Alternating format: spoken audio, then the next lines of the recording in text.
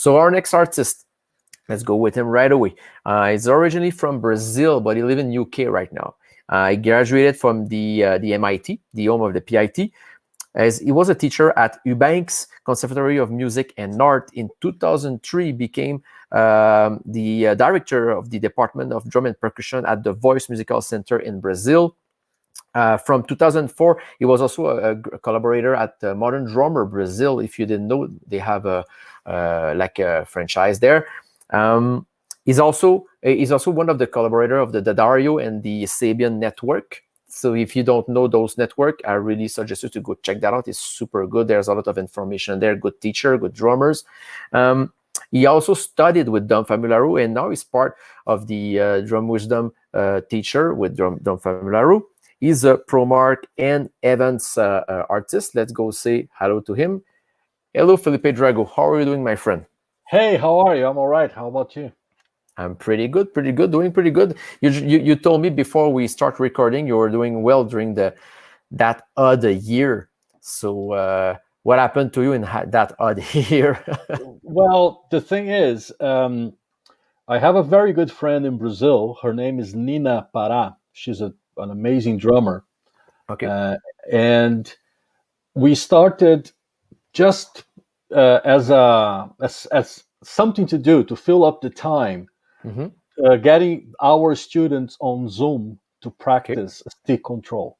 That was it. Because Saturday afternoon, everything had stopped. So let's do something, right? And with that, we had the idea of creating an online course. Wow. Because there was a lot of misinformation about how to practice stick control, which techniques to use, and everything. And because Nina was also a student with Dom Famularo, we had the same philosophy. So we decided to turn that into a official course, and it was amazingly successful. And last December, we started our fourth group with online lessons. We have taught until this fourth group, I think we have around 70 students. Whoa, that's a lot. And so it was by chance. It was amazing. So I'm all from Brazil. They are all from Brazil. All from Brazil, because we're doing the course in Portuguese, and we're going to start doing the course in English as soon as we can. So I'm one of the very few people who can say that 2020 was good. Well, I'm in the same boat like you. It was not a bad year for me, but there's always good and bad. I decided to choose the good, even if there's bad. You know what I mean? So you can always be the master of your life in some ways. You just mentioned something good. Stick control, syncopation, new breed, all those books, for example, are for me on my top 5-6 books. I'm still using them. Stick control is an amazing book, and there's so misconception of how to play them. Syncopation is the same. There are people, they will say, I finished the book. How you can finish that book? Say, I played all the pages. No. For example, if you read the top line, for example, like page 37 or 38, if you have the new version, ta-ta, um-pa-pa, um-pa-pa, um-pa-pa. Well, you can do like ghost note in between them, or samba it's endless. There's one thing I've never thought about, which is you do the feet and the left hand of the mambo pattern and play that line on the right cymbal. So it's endless. It's endless. So, but and this is another point I like about your idea. The internet is great. Internet bring a lot of stuff, but a lot of bad things too. A lot of misunderstanding, wrong way to teach, wrong way to learn stuff, or to be effective. When you play something, you need to be effective. And I like what you've done. I watch a few of those. You send me a link of the few channel you have, and I watch a few things, and it's very interesting. If the people can understand Portuguese, I think it's very cool. And if there's in English soon, will be a plus. Yeah, there will be in English soon. Yes, no doubt about it. Hey, I was reading your bio. You did a lot of things, man. I'm old. You're old, yeah. No, but I mean, it's very impressive. I mean, I knew about you. Like we met around 5 years ago, and after we talked together. We chat. I checked out what you've done, and I was very impressive. But when you sent me your bio, I saw all what you've done. But why you choose playing drum? At which age you started playing drum first to have done all that? That is actually funny story, because Okay. drums was not my first choice. Okay. What was a flute? No. Clarinets. It was a cello. No, I'm kidding.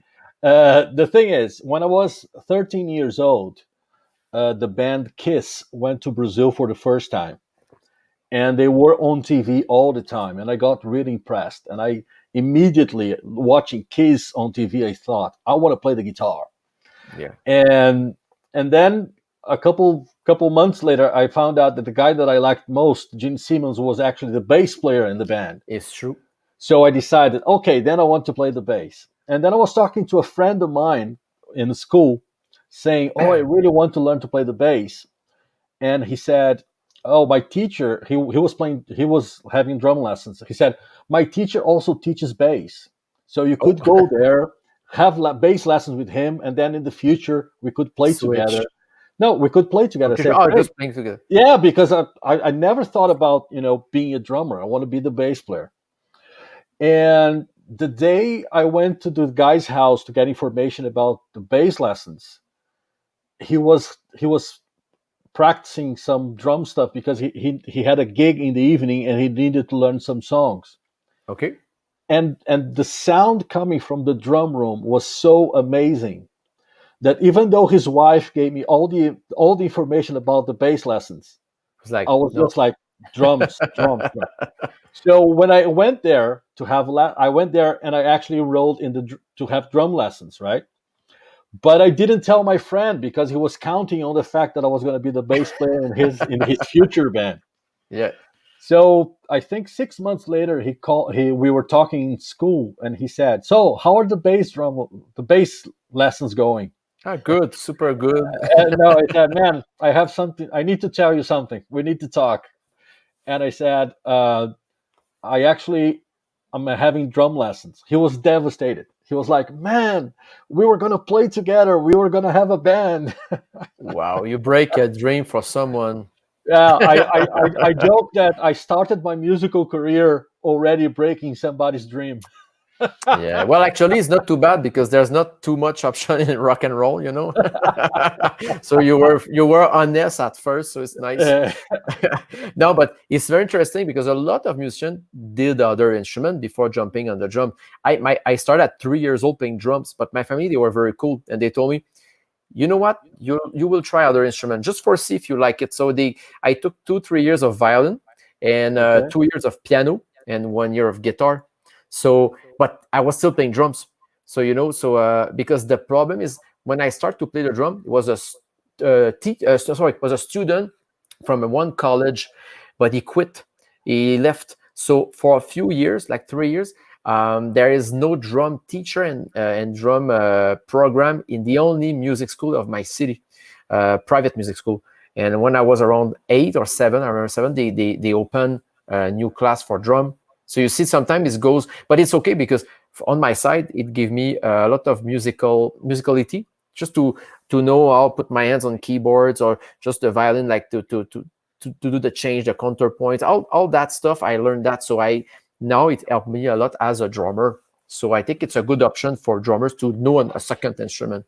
Yeah, I had some piano lessons. I had some guitar lessons as well. I think obviously I cannot play piano or guitar in front of anyone, but No, it but for gave you, me a better understanding of music, and then it ended up helping my drumming, because for sure. now I don't play drums as a drummer. I play drums as a musician. It's a yeah, because it's a compilation. It's one thing, like if Yeah. you can go around that circle, it's way better than only play the like patterns. I remember like Yep. drummer friends, they say, I'm playing jazz, I have the patterns for jazz. They don't play jazz, they only play the technique of the jazz. Exactly. They don't play the Exactly. spirits, it's a soul. You know what I mean? Yeah. So, yeah, and in following your bio, I was checking. You did a lot of collaboration, a lot, and I knew Brazil as a modern drummer division there. And how about you became? How about they approach you, or did you knock the door? How that thing started? Uh, it's kind of things fell into place, but Brazil doesn't have the franchise for modern drummer Ah, it's not anymore. a franchise. Okay, sorry, No, I it, thought it it was a used to franchise. be a franchise, but it closed. It Oh, closed. okay, okay, okay, okay, It closed in 2017. I guess it closed. okay. Sad, but It's yeah, it is sad. But there was a guy uh, who was a student. He's never he never planned to be a professional musician, but he was a student in a school where I used to teach in Brazil, okay, and he got a job at the Brazilian branch of Modern Drummer, okay.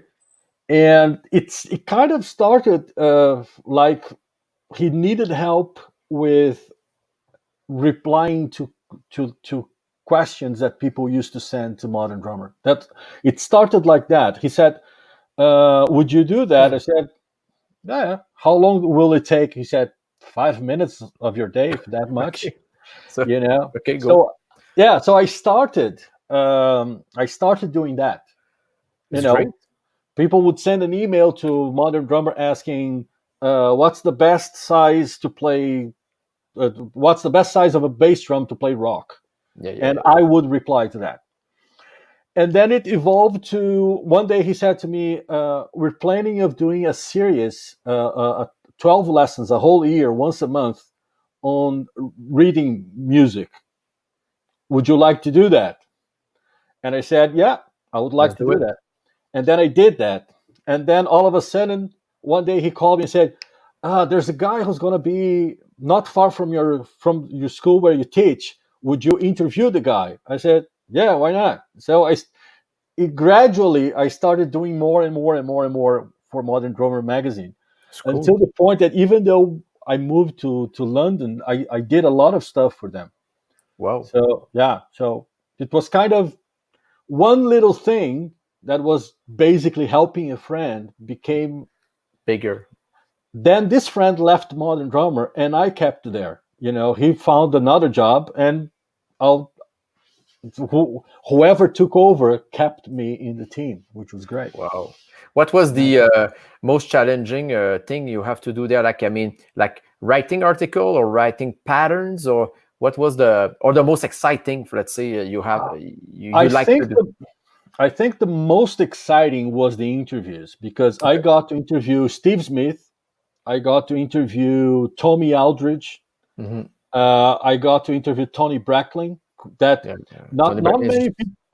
He's amazing, but is not many great people. player. Yeah, Hmm. but nobody. No, no. There's one thing that I found out that he didn't. Even him didn't realize that he's the drummer that played the most with Chick Corea. I didn't know that. It's true. Yeah, Yeah. I'm thinking of like electric band because and all, I but started because just as you did before talking to me, you kind of went to get information about myself. Before the interview with Tom Brackling, I started getting information about him, right? And Mhm. then even though Chicoria has played with Dave Wacko and Steve Gadd and all, Tony Brackling is the guy who played the most. Wow, I did. And It's and he interesting. yeah, and he was in Brazil playing with Chicoria when I interviewed him. And I Okay. said, "Did you know that you're Chick's favorite drummer?" And he looked at me, "How come?" I said, "Well, because of all the drummers he played with, you're the one who played the most." I said, "Yeah, I like that. I'm gonna use that tonight with Chick." That's good. That's a good way. Well, I saw him only one time in person. It was in California. I mean, it was a off party NAM show. Even not close, was in the I think was the Disney Village. Like those area. And I showed up there. It was a private party. I think for uh, Mackie, was for Mackie, and he was playing with his band so good. I have the chance to talk with him after, and yeah, nothing to say, man. The guy is a great player, He's but a well, great player, great but it's guy. good opportunity you have to do with a lot of great musicians like that Yeah, over it the was year. exactly. Yeah. And I checked out too. You have been the director of a school, the department of the drum and percussion.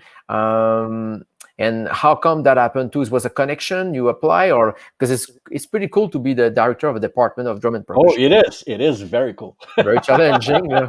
It Yeah. is challenging, but it's very cool. Uh, Basically, what happened was there was this school. The name of the school is Voice. Yeah, I saw that, but I don't know the Yeah, school, but I saw that. Yep. exactly. But and as the name suggests, the main thing in that school is voice, is Okay. singing, right? Always been, because the guy who owns it is a singing coach. Okay. Um, and they were trying. They had drum lessons, but it was just a guy going once a week, and then whoever wanted to have drum lessons would have to go there on that week, and and they wanted to expand that. And I have to be honest, I have no idea how. I went there for an interview. Okay. They were interviewing people, but I'm sorry, I don't remember how come they got to my name so I could go. And because I was already kind of I was already kind of collaborating with Modern Drummer magazine, um, and I had experience of teaching in the U.S. and I had the course that I went to MI and all the stuff. So Mhm. they ended up deciding, let's have you as the guy who's gonna, make we have a real drum department here. So for the first year, it was called the drum department, but I was the only teacher. So, but then, on the end of the first year, I hired a percussion teacher and hand percussion, and then the following year, there were like two more. We had enough students to hire two more people to teach. oh, that's Yeah. great. Yeah, but well, it's a reality, and you can be a one-man show for a few times, but after It- that, you need help because if it's oh, you growing do. up, Yeah. there's no option where you need And people. especially if you one thing that's hard for many musicians to understand is if you become the director of something. Mhm. Let's say you're the teacher and then you become the director, you're not going to be able to teach as much because you need to I take know. care of the department, This is right? it's so true. It's like a chef, like a cooking things. He will start to be chef, but after that, he won't be the primary chef. Won't be the real chef. The primary chef will guide the people how to do. He will placing order, doing stuff. Is about the same. Yeah, exactly. Yeah, You it's need to exactly the same. manage this the all, and this is great. And is that experience brought you back to like taking lesson with Don Familaro? Because I saw you, this I knew, but I mean I saw too in your bio. Now you're back. You're teaching in the team. Like, are you still teaching them in the drum wisdom, or is over for that? Because I know you took lesson with him. Yeah, I took lessons with Dome. It's a kind of a funny situation. I This friend of mine, Nina, she started doing lessons with him with Dom before me. Okay. And one day in a conversation, we were having a chat via Skype, Okay. and then I told her like I'm really sick and tired of my playing, you Okay. know. I cannot hear myself anymore. I do recordings, and when people say, "Oh, when it's finished, I'm gonna send it to you," uh, my first reaction was, "No, no, it's okay. You don't No, need I to." don't want to do that. I don't want to listen that Yeah, stuff. exactly. Yeah. And then Nina said, "Why don't you have some lessons with Dom?" And Why not? funnily enough, I didn't think it was a good idea because I told her, "Well, but lessons via Skype, how's gonna that work?" And she said to me, she was very. It's funny because she said something that's completely out of character for her. She said, "Do it, and then you tell me." And I was like, "Okay." So I booked the lesson, and it all started there. It was like that. Yeah. Do you play open ended, or Yeah. you're back Oh, with that? I started playing open-handed officially, and I started practicing around middle of 2014, Oh, and okay. officially on the New Year's Eve of 2014 to 2015, I played my first open-handed gig, and Wow. and now it's always and never changed back. I've been playing open-handed now for 6 years. Oh wow, okay. Well, that's a big challenge. It's a It really is. big challenge, and it's take a lot of time because to groove, if you play a jazz pattern in your hand, right hand, and you switch to the left, it's not necessarily your friend the left at that No, time. Yeah. no, not So at all. I cannot say I play both because when I was my first real pattern I played I have learned was back in college. I was 16 years old. Was the samba from Steve Gadd, and instead to do I was opening and do the same pattern but only open. So Uh-huh. so the hi-hat become the snare, and that was my first time.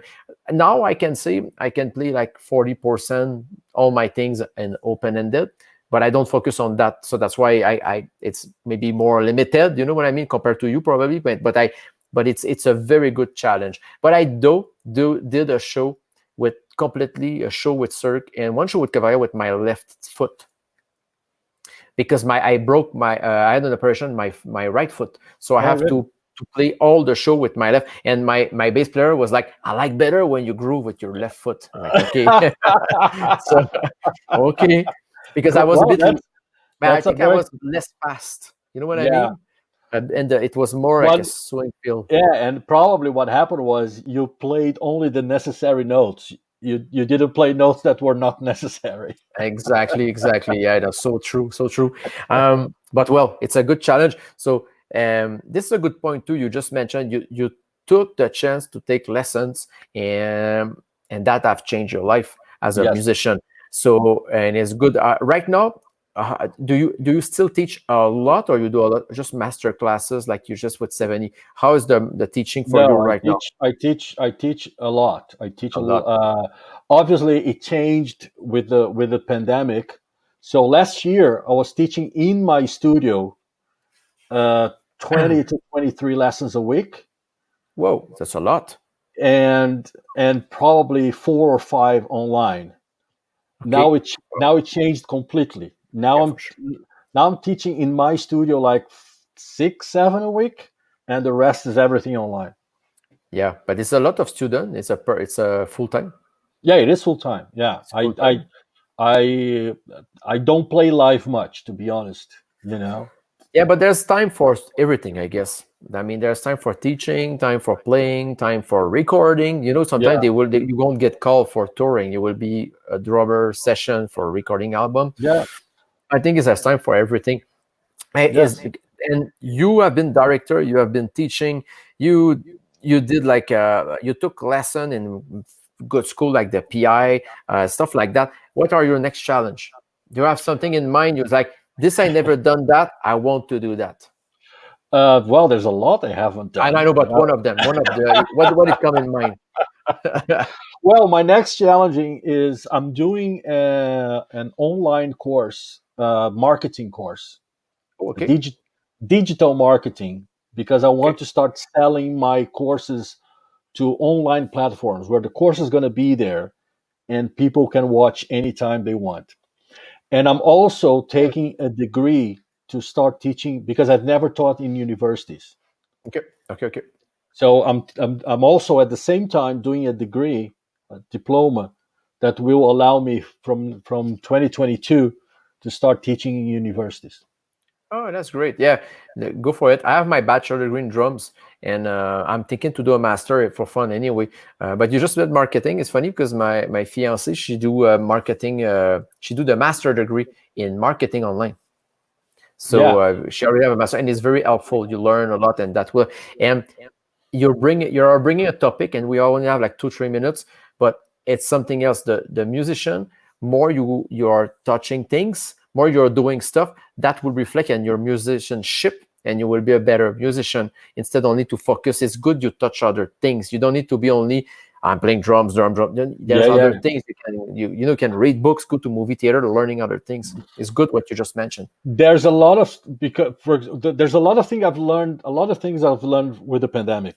Hmm. I've learned to edit videos. Yeah. I've learned to record, mix, and master music. Uh-huh. You know, and I'm learning a lot about digital marketing. It's super good. This is something good. The videos editing. It's one thing everybody should know. Even the basic. You don't Yeah. need like the like Premiere Pro or like Final Cut Pro or what. No, You no, can go in no. iMovie and it was gonna work out. Exactly. Yeah. Yeah. Even on my mobile, I have an app called InShot. I know that. You can do a lot of stuff with that. It's crazy. It's endless. Same thing with recording. Every drummer now, before it was you needed that big studio. Now only a sound card, 4 mics. I would say we can have less, but 2 overhead kick snare, Yeah. You're done. computer, you're done. It's you can record whatever. You don't need to mix the album for Metallica. You can do Yeah. your things in your own. Exactly. You know what I mean? Whatever you do at home, it's gonna have more technology than the Beatles recorded anything. Yeah. Well, maybe not the room, but Yeah, not the room, but it's technology. technology, yeah. Oh, yeah. I know that. I mean, it's now it's endless. Like I said, you can go with it, and you can build your own band in your house, Yeah, and your friend can send tracks to you, and you can do good album with that. Um, exactly. hey, it's almost finished. Where Felipe, where the people can reach you? Where is it Instagram, Facebook, or all of them? All of them. So the best one is my website, felipedrago.com, Okay. because there are the links to Facebook, Instagram, YouTube, Twitter, and I think that's it. That's enough. That's enough. And do you still have places for student, or like you're like kind of saturated right now because you No, said you have a I don't worry, I'll manage. your manager? Well, Okay.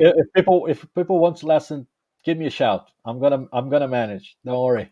That's cool. No, because sometimes some people are very limited on numbers, Hmm. and some they don't care. It depends. They can manage it, so it's good to know. Hey, thank you for your time. I could talk like 1 hour with you, buddy, and Thank you very much for inviting me. It was great. it's my pleasure. And let's keep in touch. Stay safe, and I wish 2021 will be a great year for you too. Like keep going on what you do.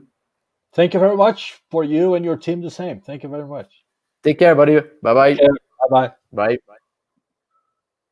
Thank you to for Felipe to be with us today.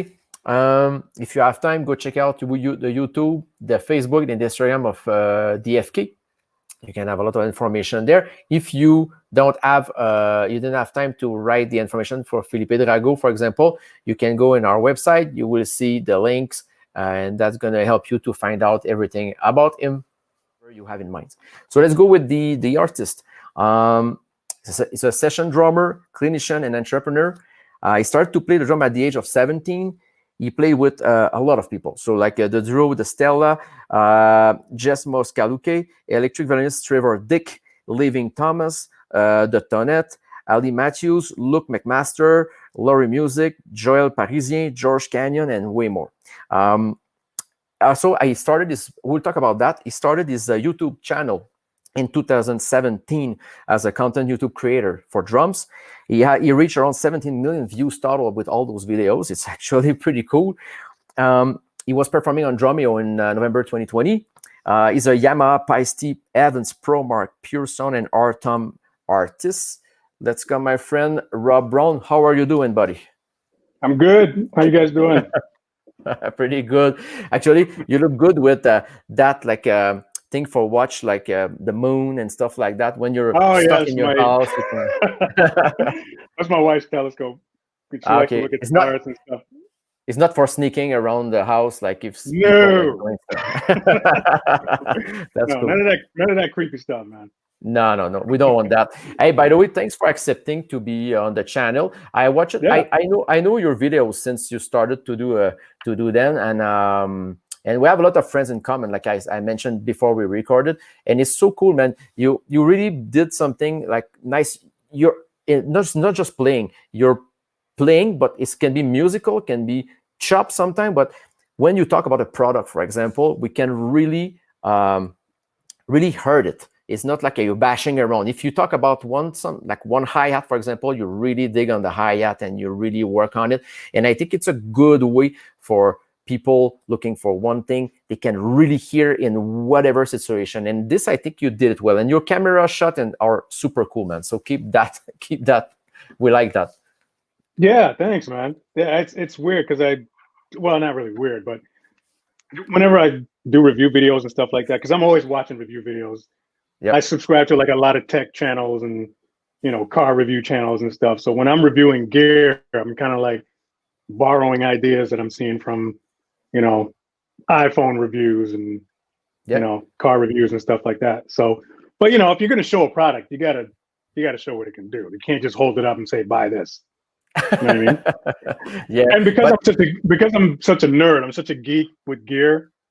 It just comes natural. If I put a cymbal stand or a cymbal on a cymbal stand, I'm gonna play it. You're gonna hear everything it can do because I'm just nerdy like that. So but it's good because there's a few channel they do stuff very cool too. I really like Memphis Drum Shock, for example.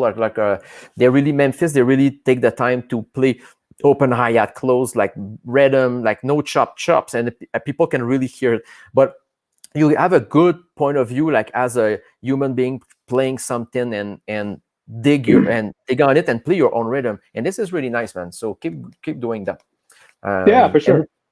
We'll back to your YouTube channel later. First, I want we talk about you start at 17 years old. I will think you have started like in an early age. What bring you to drum at 17? Is high school, a friend, or? Well, it's, you know what? It's kind of weird how I got started because I do feel like I started pretty late, considering like, you know, a lot of my other friends when they start playing early, when they say early, they're talking like, you know, 3, 4, 5, 6 years old. But I think I was always interested in drums. Like ever since I saw Stuart Copeland play for the first time, I think it was like 9 years old or something. I was just kind of drawn to it, but I didn't have a physical set in front of me until I was, you know, later in my teens. But the interest was always there. Like I was always hitting pillows and you know, stuff like that. And I always kind of felt like I had something there. And it's funny, like for a lot of years, particularly in my teens, I always like to tell people like my first set of drums was like an air drum kit. So I used to sit in the basement on 2 milk crates, and I did this for a long time, man. I had this sort of imaginary drum kit in front of me, with Tom set up and the cymbals and everything, and I would just air drum my way through album after album after album. So I was listening to like the Police and Level 42 and Big Country and all of these, like all my favorite bands. Those standard, really good band.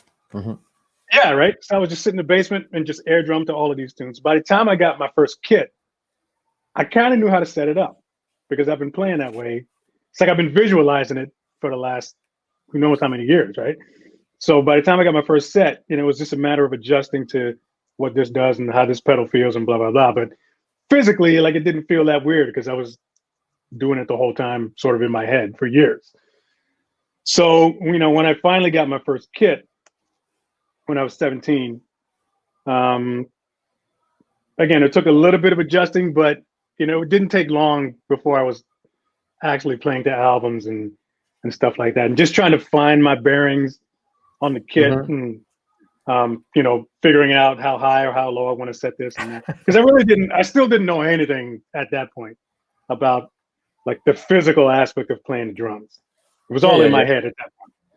So, 17, and then for the next couple of years, man, it was just that. That's all I did was just continue what I was doing before, but just on a real set of drums.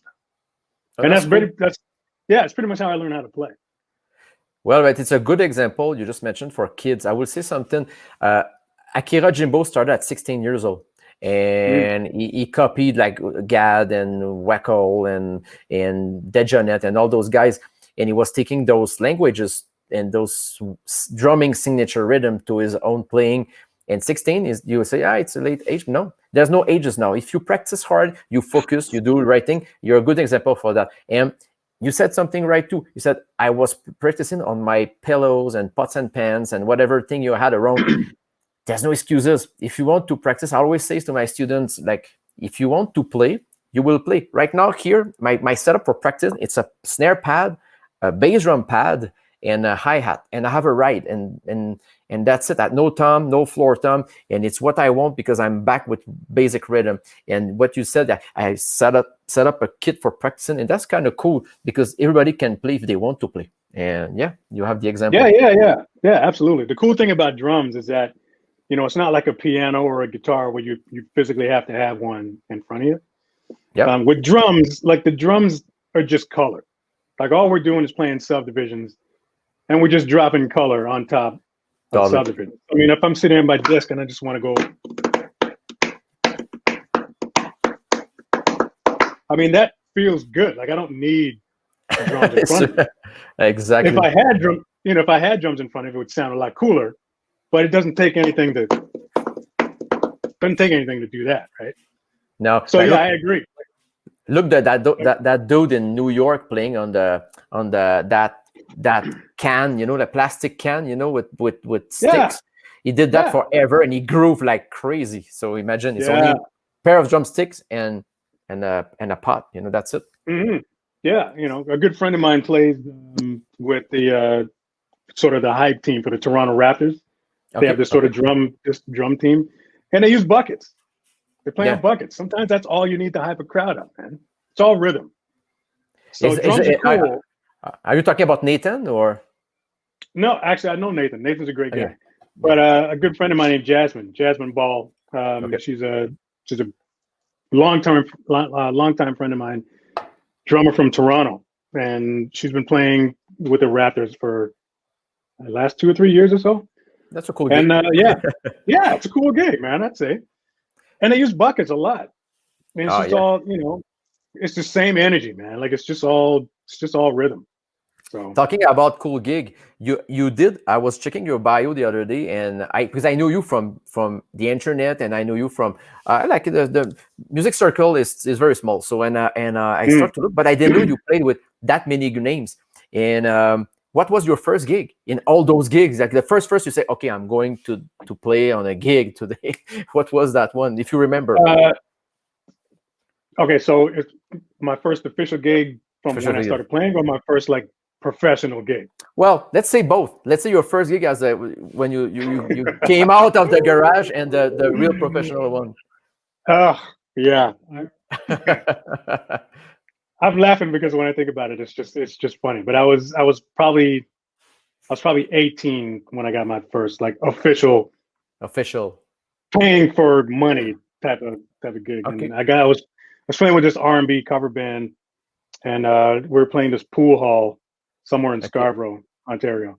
Uh-huh. And the reason why I think it's funny is because the other people in the band had no clue that I've never played a gig before.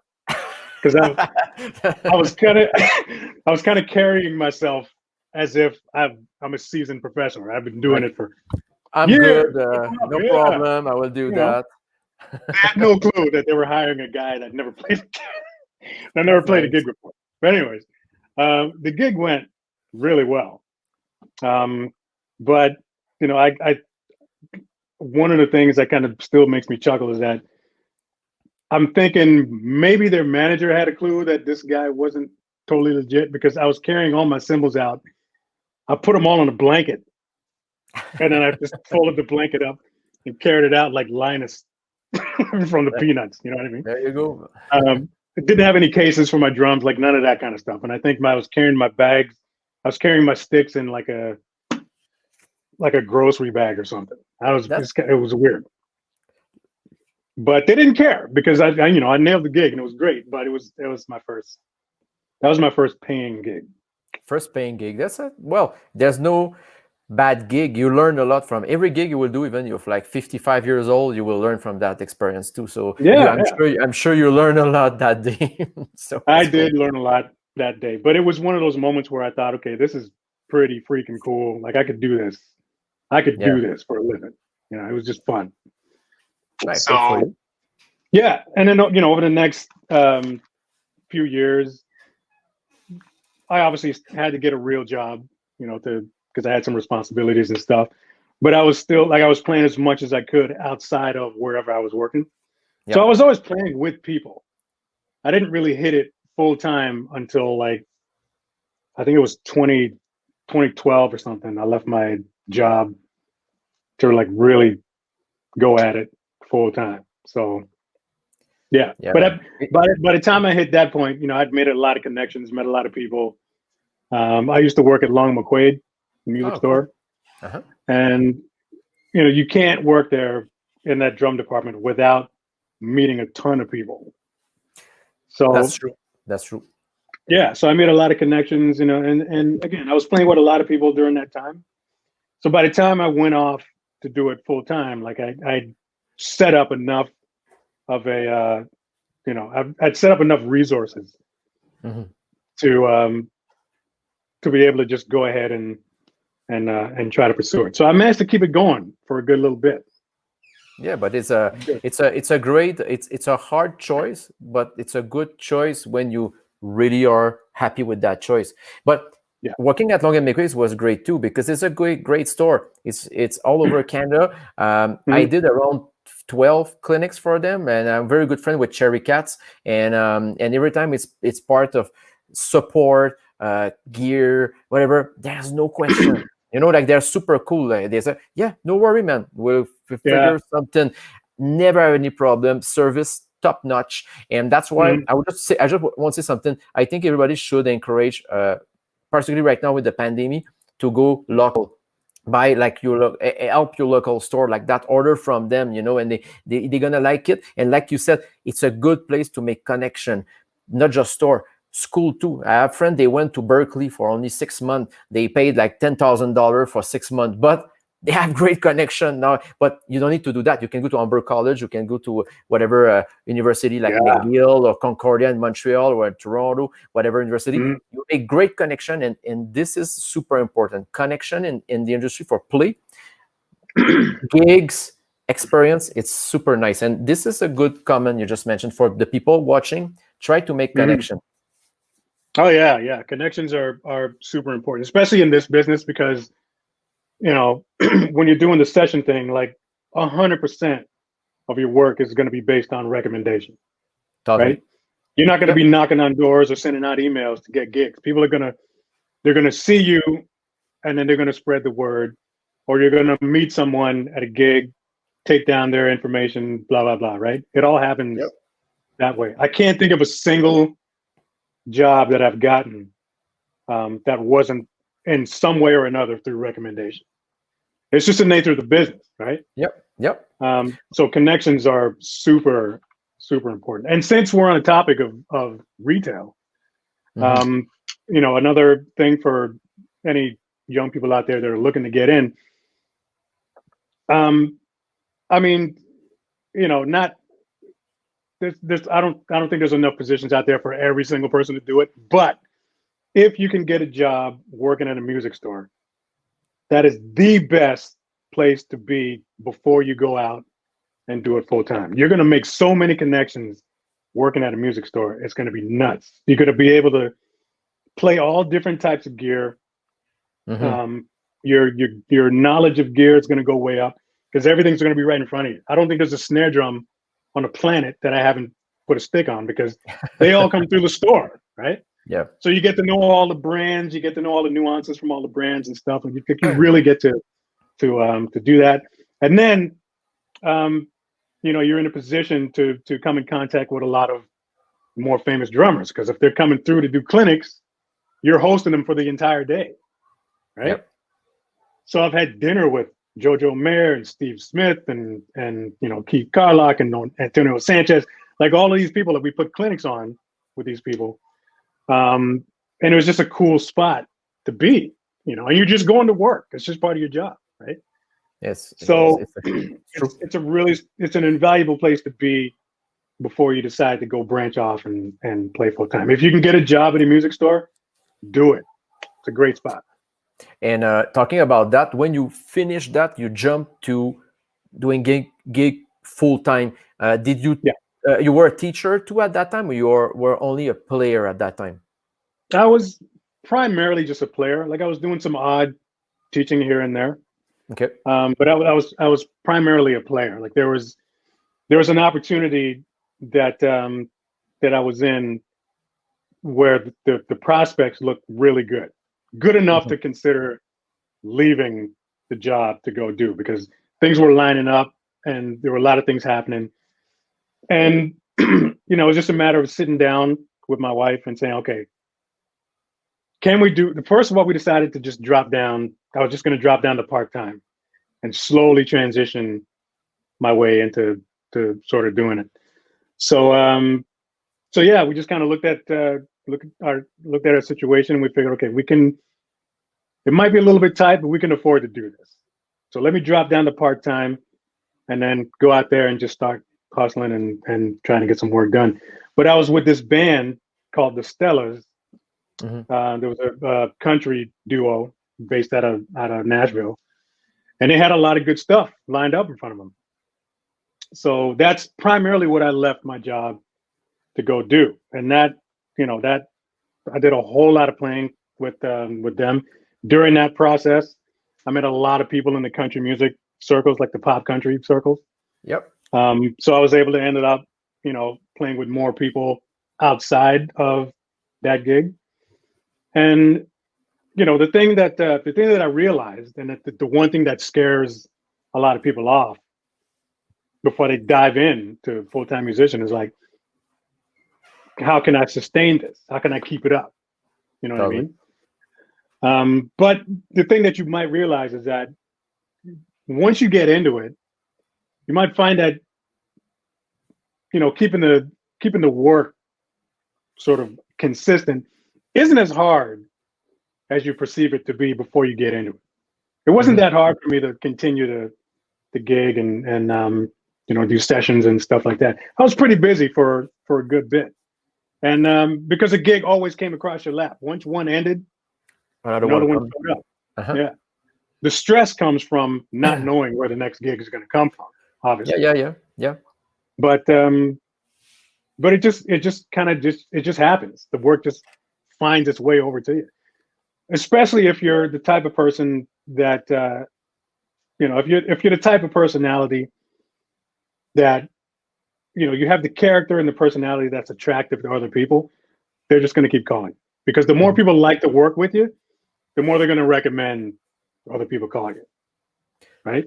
That's right. Oh yeah, that's right. And it's you just said something too. You went to duo from Nashville and country music. Country music has a big circle. It's crazy how big is that? It's huge. It's huge. And when you get in, you can get so much gigs. It's crazy. Or another area too. Kids show, for example. I didn't know that until 2007, and I got two gigs. I mean, two different big contracts with two companies, and for about 3 years, I was living. 50% of my gigs were kids show all around Canada, from Nanaimo until like New Brunswick. Wow. So it's and I was doing like 150, 200 shows only with those two companies, without the other shows. Wow, so that's crazy. Yeah, it's a kid show, and they have a lot of subvention and help.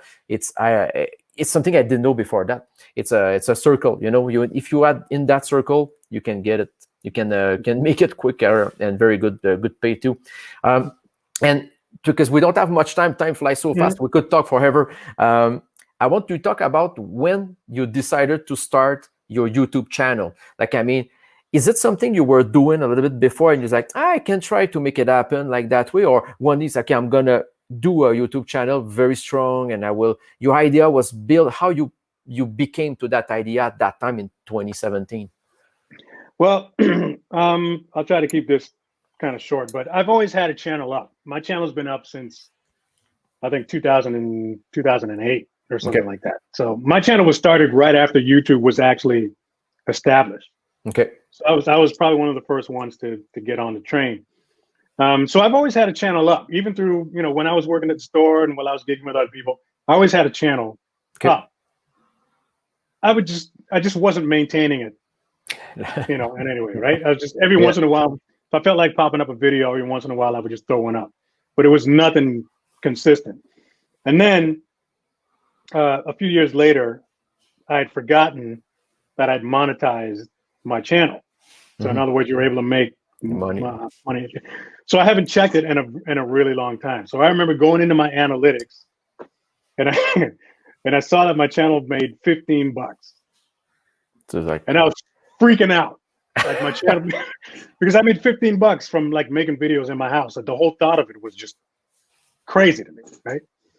So, anyways, fast forward, 2016, I was dealing with this pinched nerve thing in the okay. back of my neck, and it was actually pretty bad, and it ended up frying my entire left Whoa. arm for a little bit. So I wasn't really able to play or carry gear or anything like that. So I didn't do any gigging for almost an entire year of 2016. So by the time, you know, that like later in that fall hit, you know, I was sort of at this crossroads. I'm like, okay, do I have to go back and get a real job? Because I'm not working and nobody's calling me and this is kind of tough. Or, you know, can I find something related that I can do where I can still play drums for a living, but something I can have a little bit more control over the income. Mm-hmm. And that is when I looked at my channel and I saw the potential, because at that point, I think I had about 17,000 subscribers or something like that. And these are just people just kind of randomly finding my channel. And again, I wasn't maintaining it at all. So then I just came to the decision. I was like, if I decide to just go full on and put all my energy into this, I think I can turn it into something. Yep. So I went out, invested in a good camera, you know, dressed up the basement a little bit, you know, turned it into a little bit of a studio. And I just started pumping out regular videos, like once a week, sometimes twice a week. And then, you know, more people just kind of started discovering the videos and stuff like that. I was starting to get recognized by different companies, started to take notice of the videos and stuff. And it really just kind of took off from there. So in the space of about the next 2.5 to 3 years, it just took off. Like people just started connecting with the content. And it wasn't long until, you know, it turned into a full-time income. It was great. So, great. Like, congratulations for that. And it's a good example of working hard. There's nothing easy anyway, that whatever you will do in whatever sphere of stuff, but you did it well and it's super cool, man, for you. And, but I'm sure you make your mistakes too. And now you know what to do for like, because you just mentioned at the beginning, I pimped up my basement and all. So you learn from your mistakes and stuff. And after, okay, and now you have more line of, who you are in that channel and what you want to present and which way you want to do that too. Yeah. Having a channel, man, it's really like, it's a really, really cool thing because you're wearing all the hats, right? Yep. You're the personality, you're the cameraman, you're the producer, you're the editor, you're the marketer, you're everything. Everything. Unless you decide to work with a team, you're doing all of it yourself. Yep. So you can't sort of be in that position and not learn a ton of stuff along the way about camera gear, lighting, recording, drums. Like you learn so much stuff, during the process. Oh yeah. And it really just kind of prepares you for going out on your own and becoming an entrepreneur. Your mindset changes, because when I left my job, I just wanted to be a full-time musician. But it wasn't soon after or long after that I started to think, instead of just kind of pigeonholing myself into just being a full-time musician, let me see how many hats I can dip my hand into that are just drum related. Totally. Because the key to sustaining this as a full-time living is diversification. The more streams of income you can set up, the better off you're going to be. Yep. Right. So I had to put myself in a position where I didn't have to rely so much on gig money because it stopped coming in for a while. Totally. So it was a matter of setting up different areas where I could pull in a little bit of money here, a little bit of money here, a little bit of money here. That all together, now you have a full-time sort of career in the music business, and you're not just a session guy that's playing, performing, and recording and whatever else, right? So there's a lot more opportunities than just playing and teaching. There's a lot of stuff you can do, as a musician, like an all-around musician, where you can earn a really decent income. So, my advice, I guess, if I had to give any, would be just don't put all your eggs in just that one thing basket. Don't just see yourself as a full-time drummer. think more as an entrepreneur. Branch out. See how many different things you can do that are drum related that'll bring you a little bit of income. Because you're never going to make a ton of dough doing just one thing. Oh no, for sure. Right. But you can make a little bit of money here, a little bit of money here, a little bit here. And then once you add, all that stuff adds up. And next thing you know, you're making some pretty good dough. Yeah, it's a good thing. I always tell my student that too. Like, try to be diverse with other stuff. Try, like you said, like in music, can be even like sound engineer, technician, drummer, teacher, studio game session, whatever. There's a lot of different doors you can try, and it's super important, because if you're like, I only want to do that, it's possible. But it's one on a million or 1,000 person can only do one thing, only one.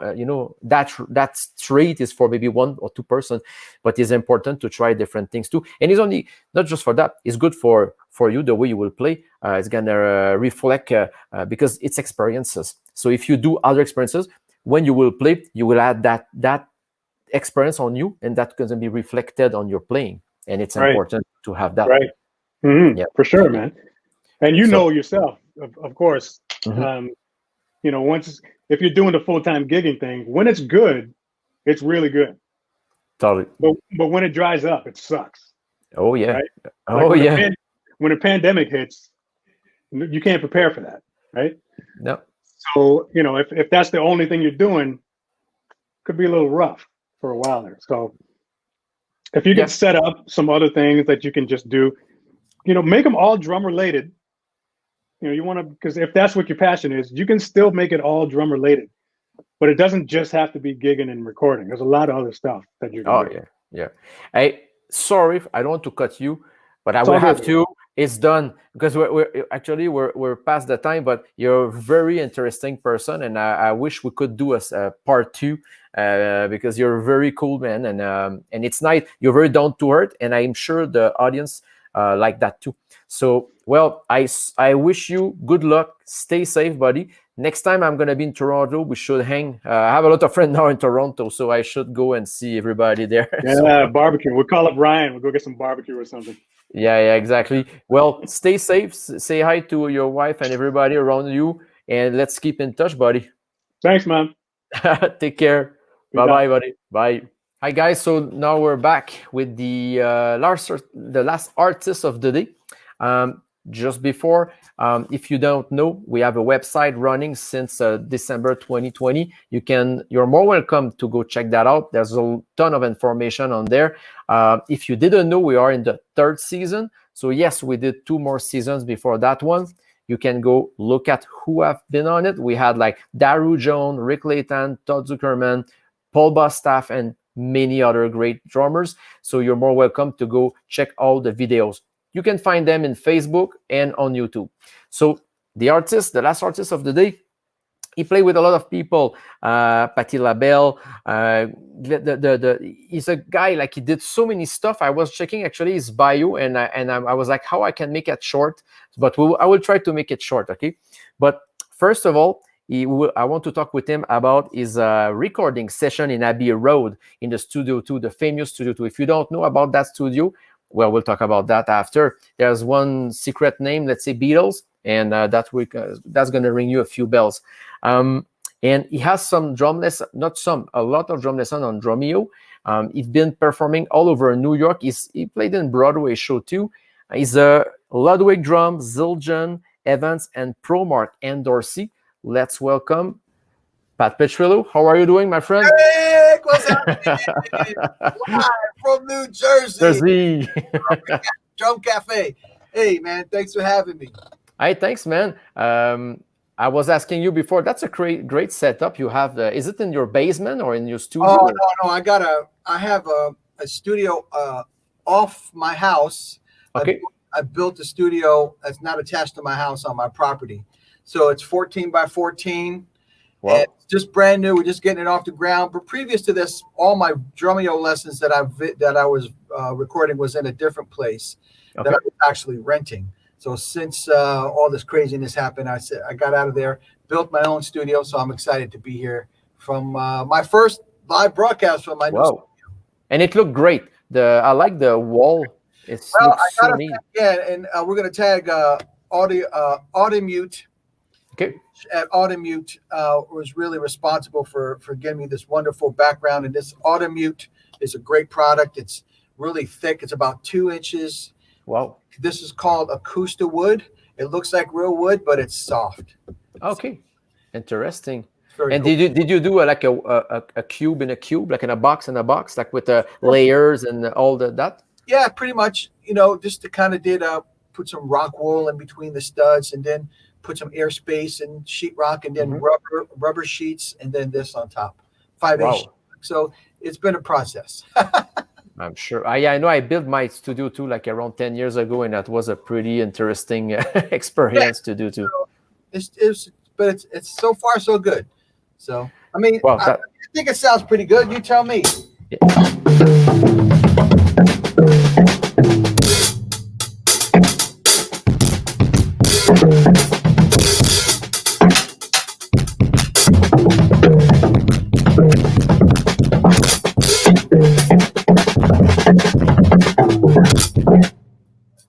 Sounds great, and that's a new Ludwig, so you have that luxury now, so it's cool, man. Yeah, this is a Ludwig Legacy Mahogany Series kit with the aged onyx is the new wrap, and I think it really pops in the studio here. It's sort of like a new twist on a vintage wrap. Yep. So this is a 10, 12, 14. Okay. 14 by 22, so a little narrower on the 14 to give a nice punch. Yep. Regular wood 5.5, 5 by 14, but this is a 6 by 13. Okay. Side snare. So, yep. So it's a nice little pop. And then back here we got all kinds of stuff on there. Yeah, it's a toy store. We got new stuff. We got old stuff. I got a club date over there. I'm getting the new Questlove kit in. Cool. That should become the new finish. So Drums Galore Zildjian cymbals. This is the organic ride that I designed. Okay. It's a 21-inch organic ride. It only comes in one size. There's a great bell. I'm using a 17 Karope over here. Just got some new stuff that I'm still kind of sorting through from Zildjian. Okay. This was 17 Karope crash or 16 Karope crash. This is a 16K Dark crash. Then we got the 18 Special Dry, 14-inch FX hats mounted here. The ZXT stacker kind of thing over here. And this is like a hybrid hats. I have I'm going back and forth. Forever I use the 13 Master Sounds. Okay. This is a 14 Master Sound bottom with a Karope thin on top. So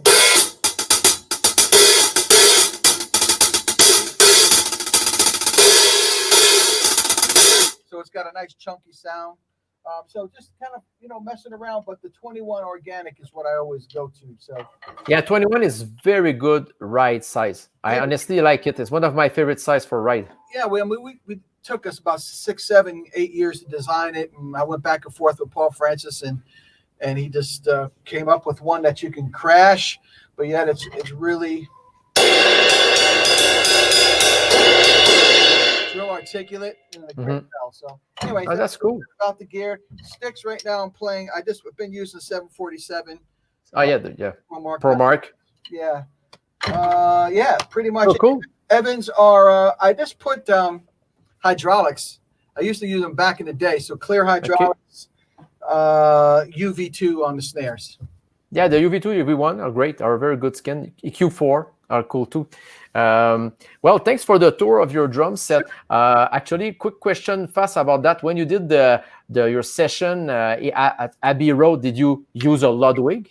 Obviously. So you mentioned it, and I want to shoot a shameless plug here. This is the record.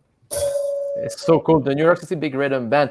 Tell us about how you became to rent, or I don't know how it happens, to go there and record that in that studio. Recorded the record at Abbey Road. Here's what we did. first of all, the NYC Big Rhythm Band had been gigging for, a year or so off and on. I put a group of guys together, and I'm a big Beatles fan. If you're in my studio now, you'd see half of my wall is about 5, 10, 15, 16, 17 Beatles records from beginning to end. Okay. So always grew up listening to the Beatles, and so we came up with some great arrangements of some Beatles classics, right? Yep. So we played them live. Plus, we did a lot of other stuff, some Earth, Wind, and Fire. We did many, many different things. So I said, wouldn't it be great to do a record? And not only do I want to do a record, how about if I did it at Abbey Road? Why not? So I did a Kickstarter. Okay. And, I've been in this industry for a while now, maybe over 30 years. Wow. I've established a lot of really good friends and people who, that I've taught over the years. And just people who follow me, thankfully. Thank you all, those of you I've known for a very long time. And so we put it out there and said, hey, here's a Kickstarter. Here's what we're going to do. Here's a record we want to record at Abbey Road. And we went ahead and raised more than we needed, actually, to get into the studio for 2 days. And a couple of the top prizes, they were allowed to come into the studio with me and watch a couple of the top donors. So we made the record and then mixed it here in the States. And it's available on Amazon. So if you go and check out NYC Big Rhythm Band, the Abbey Road Sessions, you will see it, on Amazon. You can get a CD or a digital download. We have a record label distributed here, Palmetto Records out of New York City. Okay. It was amazing. I used a Ludwig. I wanted, Ludwig's like, hey, we'll get you a new kit. And I was like, for out there, to have, because they have a lot. Yep. And I was like, I need some old wood.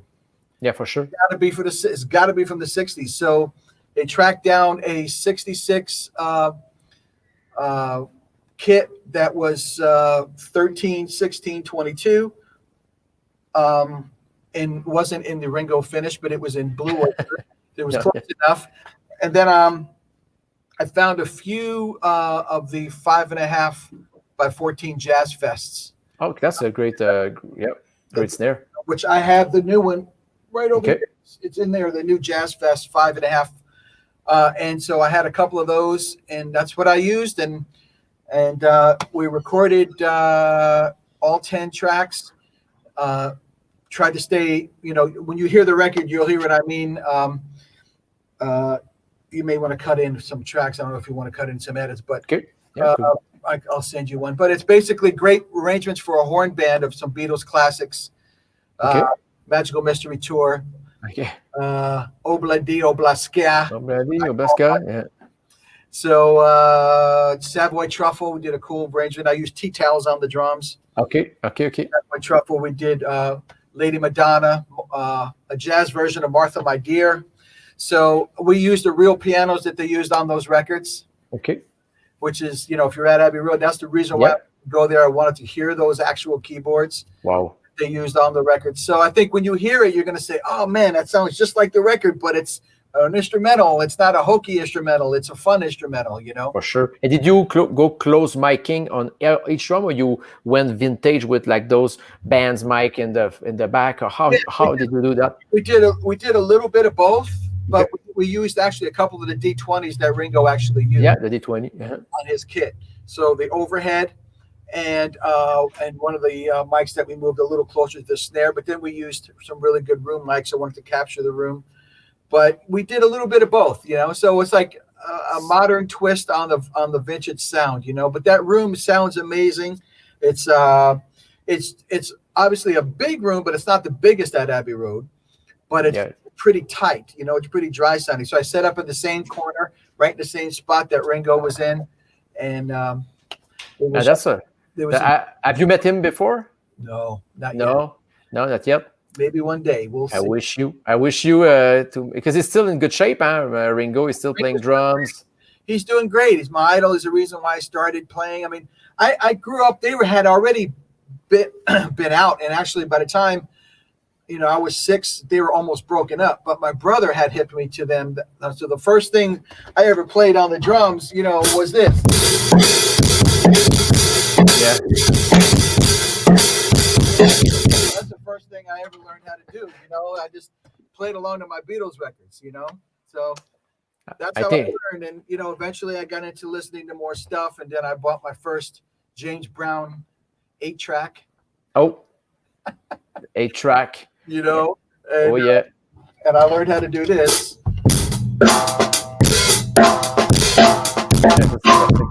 I learned a little cold sweat. So I grew up in an era that music was like. Wow. Yeah, I know. It was like some groundbreaking stuff. So anyway, Ringo was a big influence in the way the feel is. So I grew up in that, and then I got involved in drum corps. That's where I got like a lot of my chops and hand stuff too. Yeah, you have actually. I tried your drum pad, the signature. I love it. I don't have it, but I tried, and I really have a friend of one of my students actually has one, and I just before the pandemic I tried it, and I think it's very cool. The difference, rebounds is nice. I should have brought it over here. I got it sitting over there, but it's the P4. The Drumeo is distributing it, so it's a Drumeo P4 practice pad. You go on Drumeo, you can get it, and thousands of drummers around the globe have it now, and it's the Rolls Royce of practice pads. Yeah, it's true. It's very cool. There's so many options on it. Whatever you want to practice, you have the right rebound. Is nice. Yeah, it's got 4 different surfaces, 3 different levels. It feels like a little mini drum set, and it's a little bit more expensive than your normal drum set, but you're getting 4 practice pads literally in one. You don't have to flip it. So the Drumeo P4 pad, just go on their site. You can check that out. And I designed that just by teaching. I used to teach at Drummers Collective, and I used to teach a lot of classes. And one day I took a regular practice pad on top of the one I was doing, and I moved it over, and I turned it on the hard side, and I moved it up close and created 2 levels. And my brain started saying, hey, 2 levels on one surface. And then it just morphed from there. So actually, my question was, did you do the design? And you just replied, it's yes. From that, man, I just was, teaching a class, and I was demonstrating a coordination thing, and I dragged another stand over, and it set right over the edge. Yep. And so it was like this much higher, and I went, ooh, okay. So my original version was only 2 levels. It had the top level and the bottom level, and I said, we can do more with this. So then I just tweaked it, and we came up with 3 levels, and I just researched all the different types of rubber. So the rubber, everything is made in the U.S. The rubber is made here in New Jersey, in Asbury Park, in New Jersey, and home of Bruce Springsteen. Wow. Okay. And, the pad is made in Kentucky, and then we ship it off to California distribution from Drumeo, and you can just get it on there, and you'll have it anywhere in the world. You can get it. It's an interesting story because I didn't really know you already shop for the actual material of the pad. So this is pretty interesting. So why there's just a Chinese company that's trying to rip me off, but they just threw random rubber. They all kind of are the same thickness, and the thing about it is the different densities make the different sounds. Yeah, for sure. So it's like a really soft gray rubber on there. It feels more like a 4-tom, Then a little harder than one's really hard. That's more like a cymbal or a hi-hat. And then the regular blue rubber is like a regular snare drum. So when you play on it, you will feel that there's different surfaces, so. It's great. Like I think every drummer inside us, we're a creator. We're like an innovator. And when you put your hands on something, we're used to play drums and creating beats. I'm familiar too. My dad, one day I told him, I want a stopper for my beater, for my foot clave.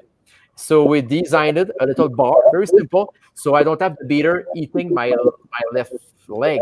So it's just stopping. So it's doesn't make much sense, but for me, it was making sense. True. I say that the necessity is the mother of invention. And sometimes if you just think outside the box a little bit, and the greatest things, like the greatest inventions, come from a need. Yep. So it's like, why design a practice pad? There's already millions that are on one surface. So totally. I think that's what makes ours so unique and so different and so popular. And it's doing great. So thank you. So it's good. And actually, you were mentioning Drumeo. You did a lot of lessons on Drumeo. Yeah. Is there a few you can say, hey guys, go watch them? These are very good. If you're a member of Drumeo, I got easily 200-300 lessons in there. Wow, that's a lot. I was doing live lessons from my old studio at pretty much every Friday. Okay. At least once a week. So, and I've been live 3 times. So hopefully I'll go back next year. But I would say one of the live lessons that I did, because all of my other lessons are in the member site. So if you're not a member, you cannot see. just go to YouTube. Like I have a YouTube channel, but I haven't really put stuff up there a lot. But we'll get to that in a minute. But I think the one that's called Grooving Responsibly, Okay. I believe is what it's called. I don't have to look it up, but it's great hands too. It's hands and grooves, sort of from my book, but we get into a lot of different play alongs and grooves and groove variations, but also a lot of fills as well, and some hand techniques. So it's a little bit of everything rolled into one.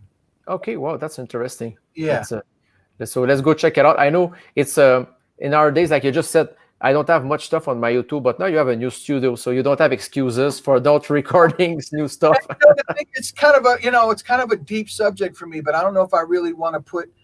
I know a lot of people like do that and put stuff out there. Follow me on YouTube, but I don't really like giving stuff away, man. I have to be honest. I'm old school when it comes to that. I feel as if the people have done great things with their YouTube channels and they put stuff out there like lessons for free, and they're not really monetizing from that. I mean, I got a family and a life I got to take care of, so I think it's a fine line. You know what I mean? I agree with that. I think there's people that, like, I had two lessons today via Zoom, one from India, one from London, North Carolina, people from all over the world, and it's like they pay good money to get some insight. You know what I mean? But you have experiences. For example, you played on Broadway. Not many people will have that chance. So that knowledge, like that experience, you can share it to people. But there's some kind of price on that too, because you learn that, you work for that. Yeah, and the actual exercises themselves. Like, I mean, I don't really like to take stuff that I put in the book and put on YouTube for free, because that's not fair to the people who bought the book. I agree. Either. But that being said, I will probably populate that. But my Instagram, I'm going to start doing Instagram videos from here. Pat P Drummer. You can find me Pat P Drummer on Instagram. Okay. And Facebook is Pat Petrillo Music. So, and I have my play-alongs from the record. So hopefully you'll get the record, but then you can get the play-alongs on the site at Petrillo Music. I didn't know that. This is very interesting, because so many drummers want to play along and they don't have that chance. And now it's good. Thank you for saying that. I'm sure a lot of people are going to jump on that. If you want to check it out, it's the tracks from the record minus the drums. So you can fill in there. You can sit in there and play along to those tracks and hear the Abbey Road stuff in your ears and play along and get those on Pat Petrillo Music. And that's that. With record is concerned. But so Pat P Drummer on Instagram. Cool. Hey, the time flies. We have about 2 minutes. Yeah. So time flies. Yeah, it's very fast. You were mentioning you're teaching, but you were teaching too in different school by the past. And it's very interesting because, like I just said, you did a lot of things. You're played on Broadway.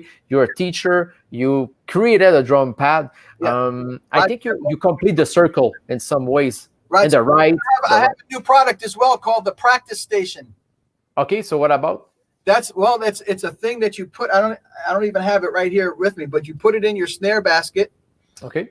And you put your practice pad on it. It comes with a music stand. It comes with a stick holder, a cup holder, and a phone holder, and you practice all in one spot.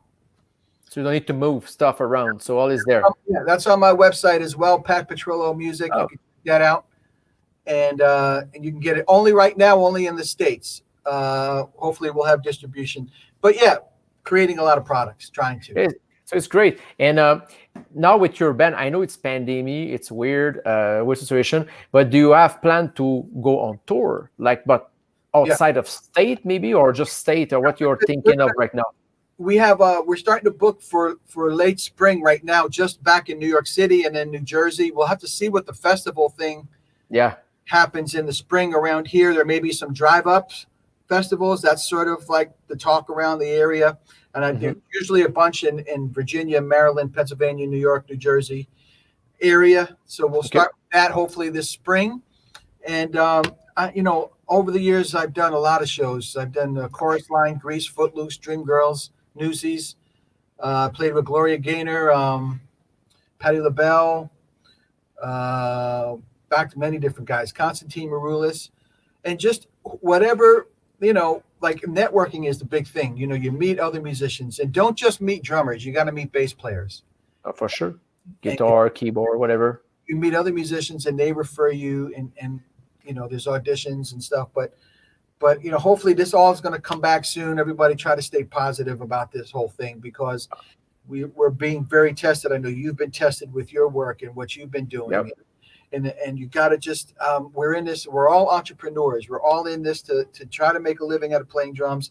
And if your living's been curtailed, teach, do something else. I know a lot of drummers that are working other jobs that they have to make a living for their family. And you have to do what you have to do until the drumming thing starts to come back again, Yeah, but it's not bad too, like when you do other stuff, because those experiences, you're going to bring them back to you as experiences, and that's going to be reflected in your music instrument. People have to understand that. It's a very important point too. Yeah. Because go ahead, sorry. You start to come from a different place, Oh yeah, totally. Hey, thank you for being with us. It was very great. And if the people, last thing, if people wants to see you, you mentioned Instagram, YouTube, not much, but it depends. You have Facebook, your website. Is there something, other places people can still contact you for drum lessons? Where's the best place for if you want drum lessons? They can contact me through Instagram at Pat P Drummer. You can send me a message through there.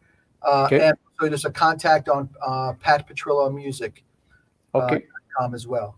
But so I look forward to, I'll be putting out some fresh stuff in the new year from the studio. We just tweaked our front camera, and we'll be going live through our system that we got rigged up here. So, but thanks for having me, and it's great. Well, it's a pleasure. You're a cool guy, man. So next time we'll shake hands for real, like a COVID shake hand in person, in the NAMM show maybe in 2022. That's man, 2022 and that, because we're not having it this year. But no, I know. I know won't be happening. Well, stay safe. Thank you so much, and we'll keep in touch, buddy. Peace and love. Stay safe, okay? Take care. Take care. Bye-bye. Thanks for Petrillo. So please go check out his pad. The other things he's selling on his website, plus the classes he did, like for on Drumeo. There's millions of classes. You're more than welcome to go check it out. Maybe you will have to subscribe to Drumeo, but it's a good thing because it's a good channel. So for last thing, you're more invited to go check the YouTube, the Instagram, and the Facebook for Drumfill Kafe. The website is running since December 2020. There's millions of information there. And if you have information, you're more than welcome to write to us directly. And one of the people in the team will reply to you. Whatever, it could be a question about drumming, artists, master classes coming soon, and other edition, because now we don't have only in English, but we have in French and in Spanish. So you're more than welcome to ask whatever question about whatever we are offering. Thank you. Take care.